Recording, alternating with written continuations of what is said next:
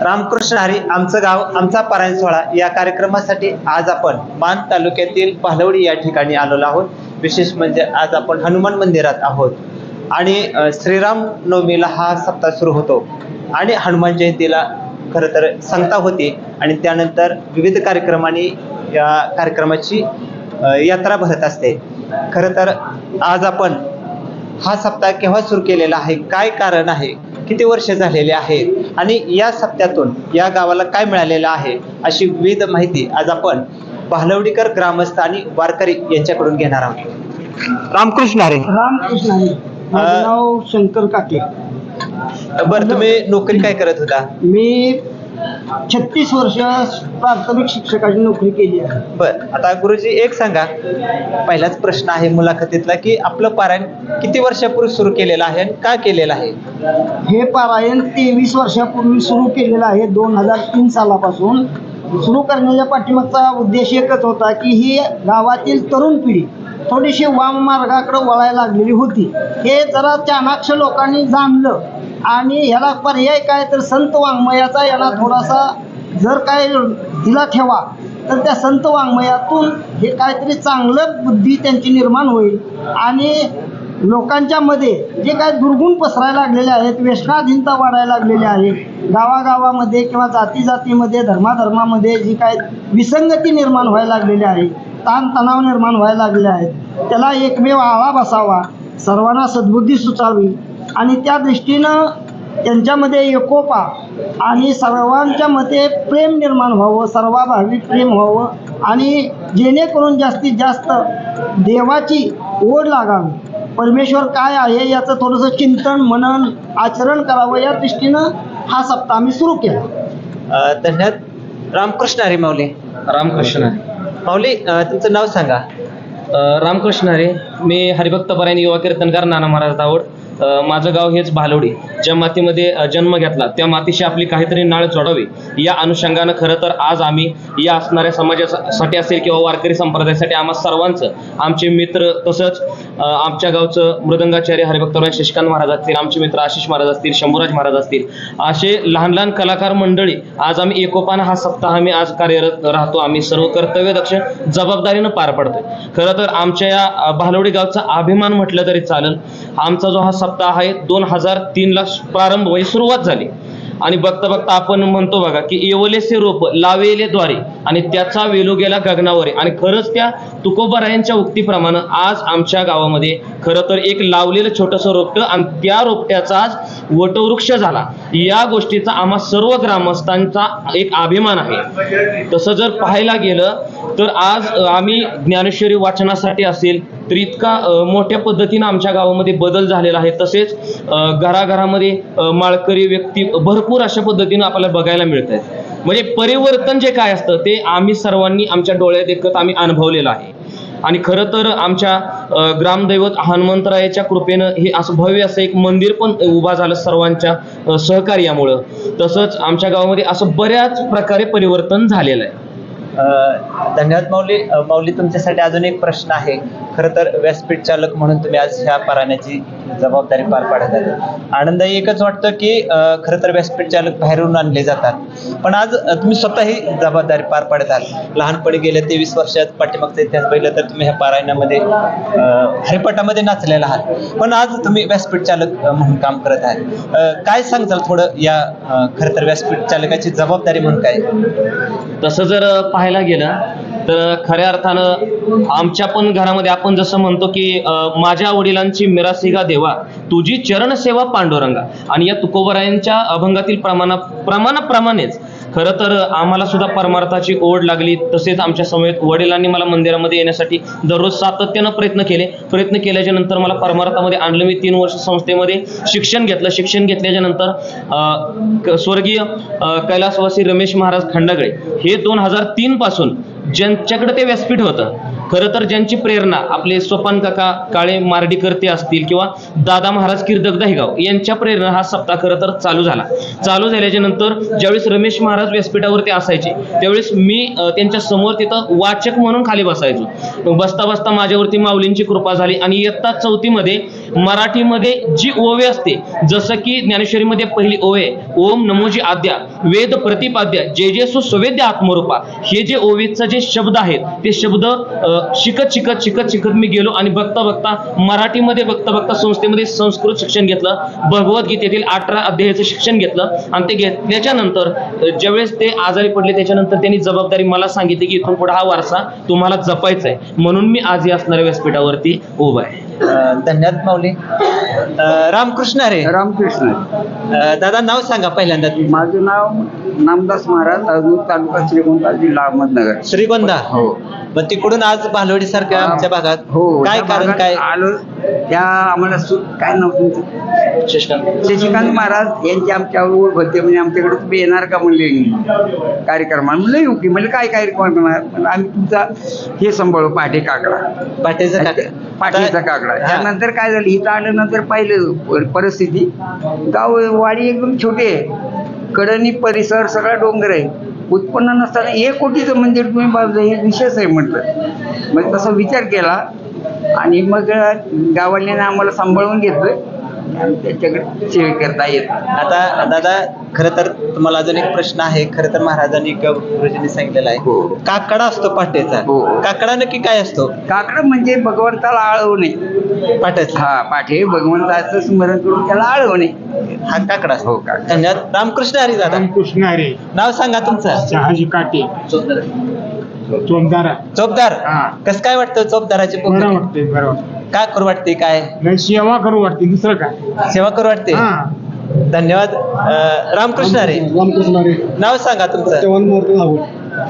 महाराज तुमच्यासाठी प्रश्न आहे. खरं तर आज काय सांगताल पारायणाच्या निमित्तानं? आज आमच्या गावात आठवड्यानं सप्ताह ज्ञानेश्वरी पारायणाचा कार्यक्रम सुरू झालेला आहे. तर व्यासपीठासाठी वाचन करण्यासाठी मंदिरामध्ये मुलांनी हजर राहावे आणि आमच्या जागृत देवस्थान महाराजांच्या चरणी प्रार्थना करतो. असं 1 नंबरच्या जागेत मान तालुक्यामध्ये नवीन सातारा जिल्ह्यात 1 नंबरचं मंदिर आहे. आणि या मंदिरात आज अखंड हरिनाम सप्ताह रामनवमीचा कार्यक्रम चालू झालेला आहे. चालू झालेला आहे. धन्यवाद. दादा नाव सांगा तुमचं. गणपत नाही घोष भोसले. घोष. काय हे पारायण सुरू आहे? काय मनात काय आज नाही. मंदिरात आलाय तुम्ही? आनंद आहे मनात, एकदम खुश. एक सेवक आहे, ते सेवा करतो सगळे. पण एक समाधान वाटलं हे सगळं समाधान. बघून. एक एकदम पारायण आपल्या गावात होत आहे, अखंड हो. हरिनाम सप्ताह होत आहे, मुलं कीर्तनकार आहेत. हो. धन्यवाद. रामकृष्ण हरी. रामकृष्ण हरी.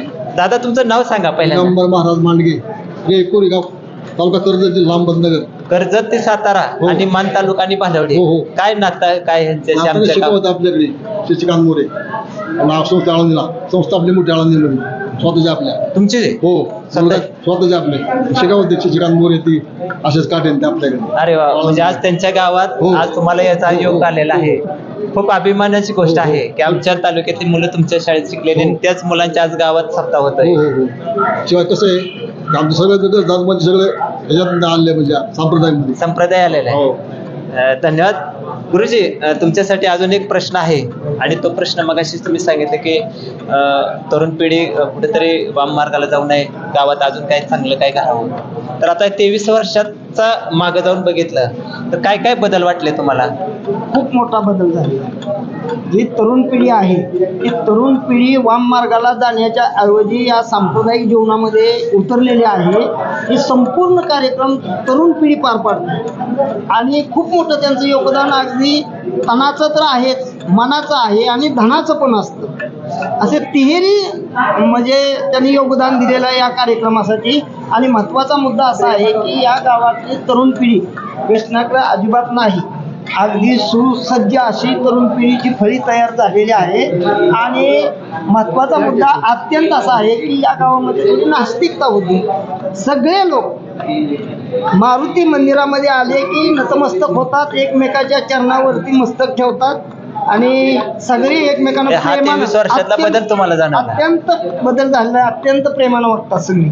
आणि इथं म्हणजे या कार्यक्रमापुरतंच नाही, अनेक कार्यक्रम या गावामध्ये संपन्न होत असतात. त्या प्रत्येक कार्यक्रमामध्ये ही तरुण पिढीनं वाहून घेतलेलं आहे. नेहमी तरुण पिढीची साथ असते, योगदान असतं.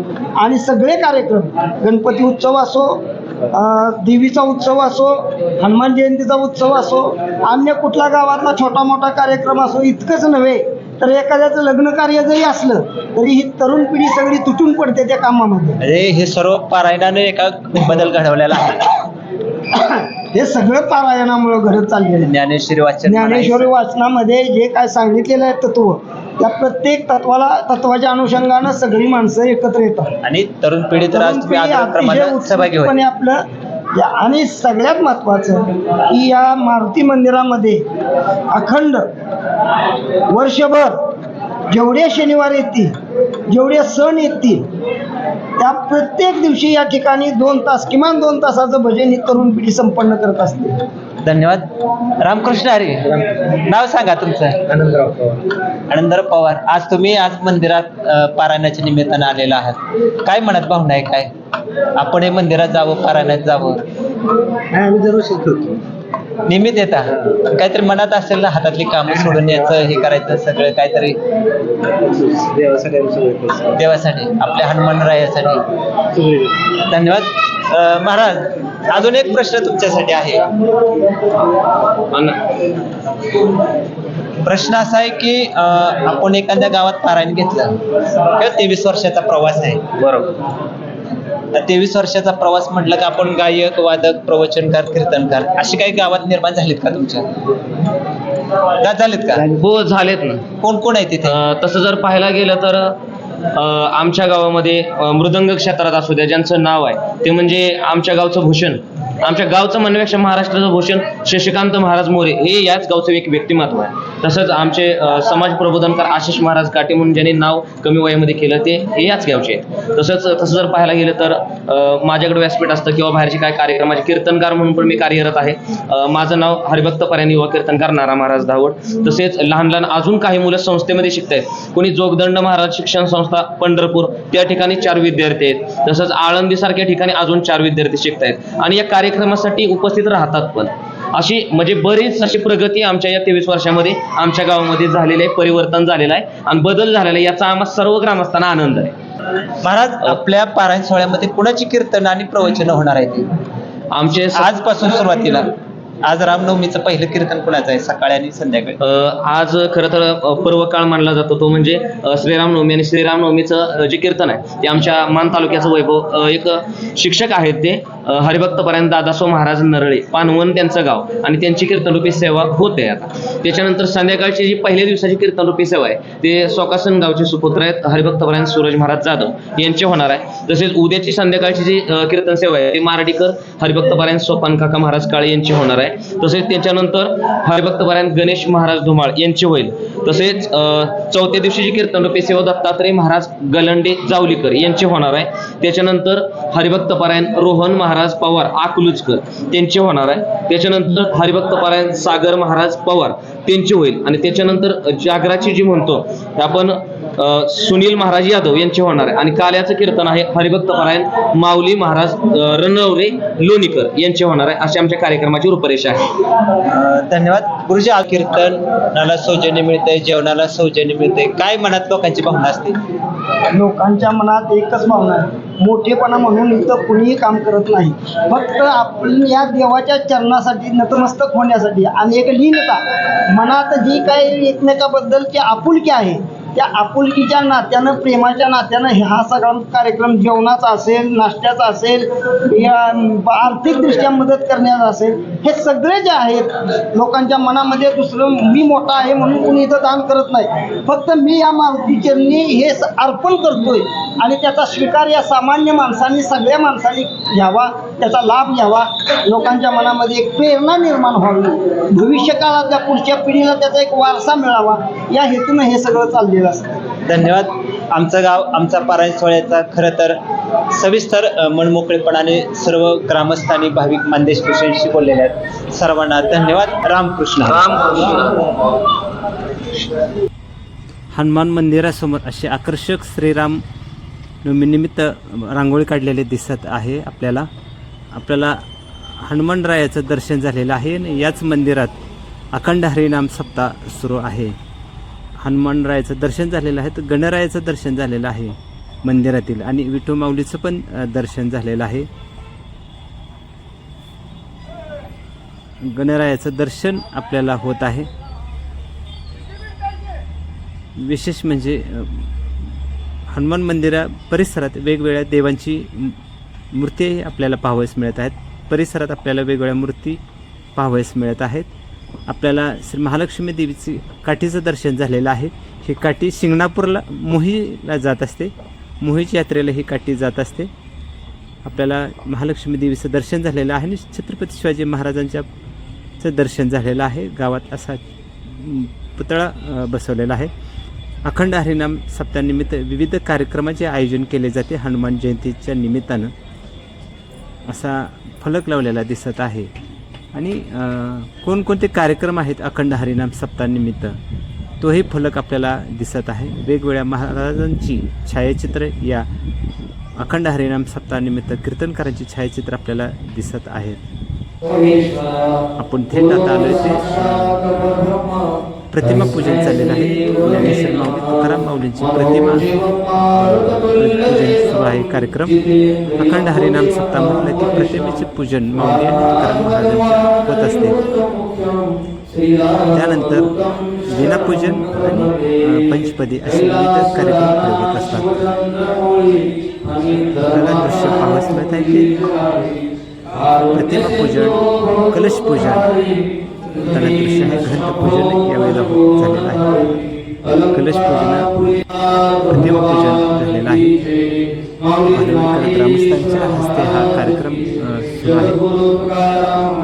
गावातील ज्येष्ठ मंडळीच्या हस्ते कलशपूजन, प्रतिमेचे पूजन केलेलं आहे. आपण पाहतोय दृश्य प्रतिमेचे पूजन सुरू आहे. ओम श्री परमात्मने नमः. अथ पंचदशोऽध्यायः. श्री भगवान उवाच.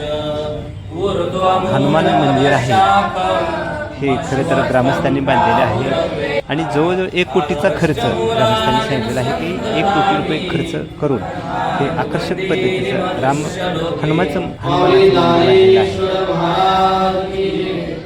याच मंदिरामध्ये अखंड हरिनाम सप्ताह सुरू आहे. सप्ताहाच्या सुरुवातीला आपल्याला ग्रामस्थ आलेले दिसत आहे. वीणापूजन आपल्याला पाहावयास मिळत आहे. ज्येष्ठ नागरिकांच्या हस्ते वीणापूजन होताना आपण दृश्य पाहतोय. रामनवमीच्या शुभ मुहूर्तावर अखंड हरिनाम सप्ताह भालवडीकरांचा सुरू होत असतो आणि हनुमान जयंतीला सांगता होत असते. त्यानंतर विविध कार्यक्रमाने हनुमान जयंती साजरी होत असते. आपण दृश्य पाहतोय ते वीणापूजनचे दृश्य आहे. ज्येष्ठ वारकरी यांच्याही शुभ हस्ते वीणापूजन होताना आपण पाहतोय आणि जो वीणा उभा केला जातो तोही आता कार्यक्रम आपण पाहतो. अखंड हरिनाम सप्ताहात हा वीणा उभा केला दृश्य आपण पाहतोय. वीणा वेळात दिलेला आहे ज्येष्ठ मंडळींच्या. आणि आता पंचपदीचा कार्यक्रम होणार आहे. तत्पूर्वी काही ओव्यांचं ज्ञानेश्वरीमधील काही ओव्यांचं वाचन केले जाते. आपण दृश्य पाहतो ते ज्ञानेश्वरी ओव्यांचं वाचन करत आहे व्यासपीठ चालक नाना धावड. नाना धावड महाराजांनी व्यासपीठ चालकाची जबाबदारी स्वीकारलेली आहे आणि ज्ञानेश्वरीतील काही ओव्यांचं वाचन सुरुवातीला केले जाते. तो प्रसंग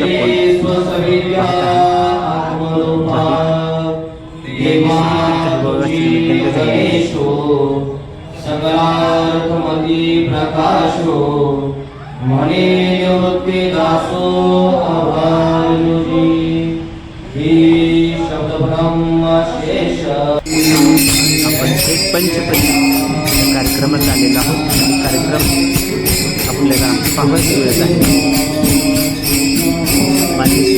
बोलताना या अखंड हरिनाम सप्ताहाची माहिती आपल्याला वारकरी आणि भालवडीकरांनी आपण पाहूया पंचपदीचा कार्यक्रम.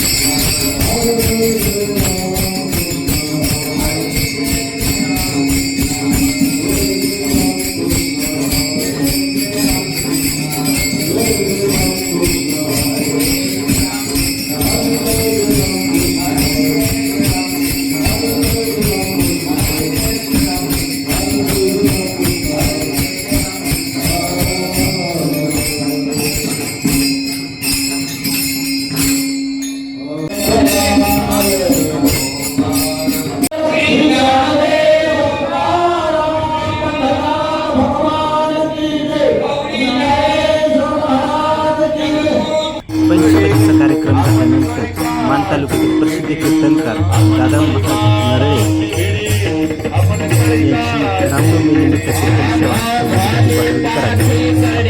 आपण नरळे महाराज यांची कीर्तन सेवा पाहत आहोत.